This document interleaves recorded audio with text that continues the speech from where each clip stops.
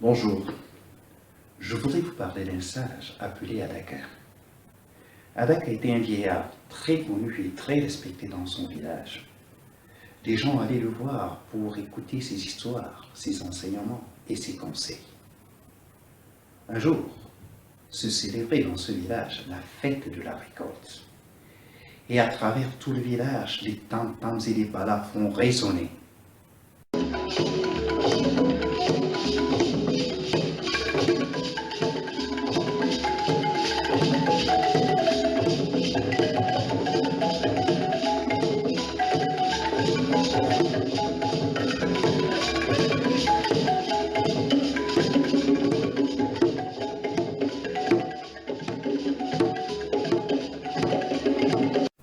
Comme c'était une très grande fête, les gens venaient d'ailleurs des villages environnants.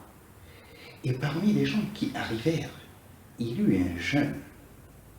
Lorsque celui-ci passa devant la maison d'Adaka, il le vit, sourit et se dit: mais aujourd'hui c'est mon jour de chance. On m'a toujours parlé d'Adaka, mais je n'ai jamais eu l'opportunité de le connaître. Et c'est alors qu'il s'approcha du grand-père, le salua respectueusement. Celui-ci l'invita à s'asseoir et à partager avec lui son vin de raffia.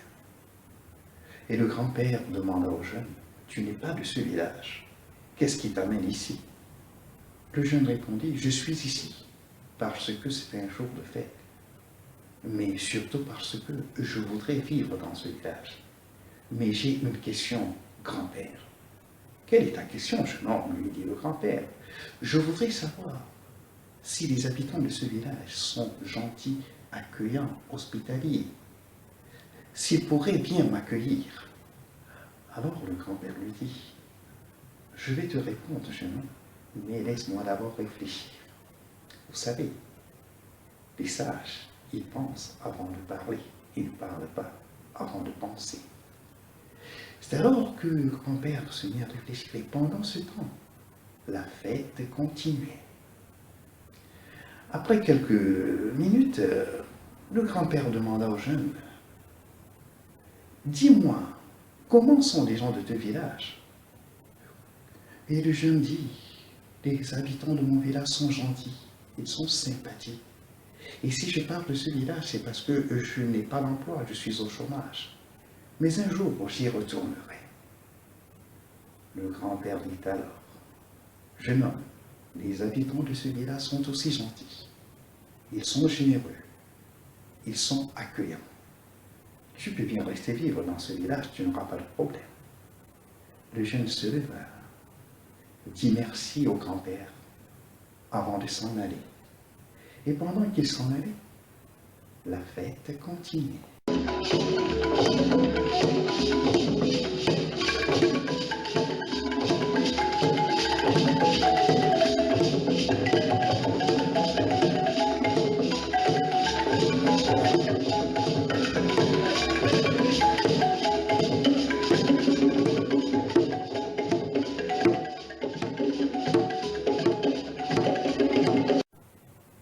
Après quelques instants, passa un autre jeune.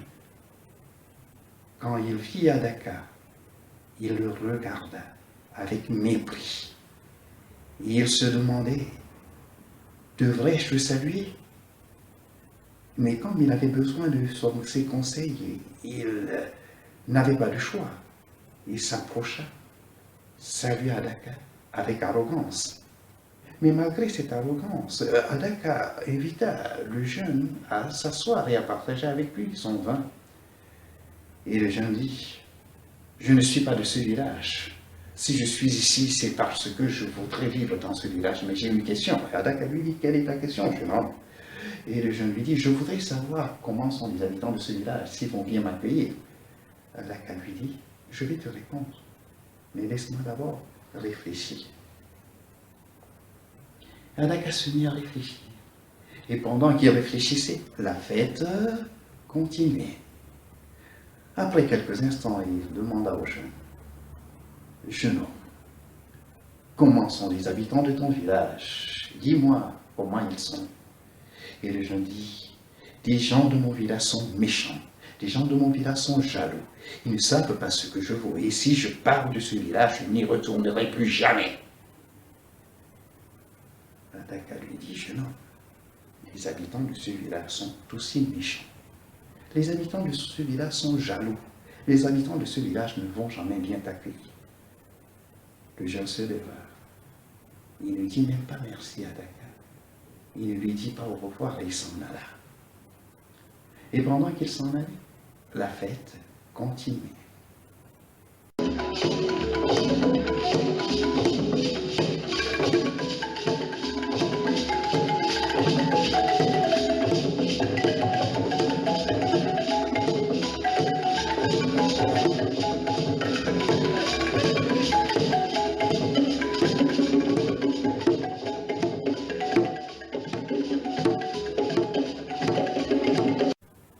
Quelque temps après, la petite fille d'Adaka, qui était non loin de là, elle était en train de travailler, elle pilait du mil dans un mortier.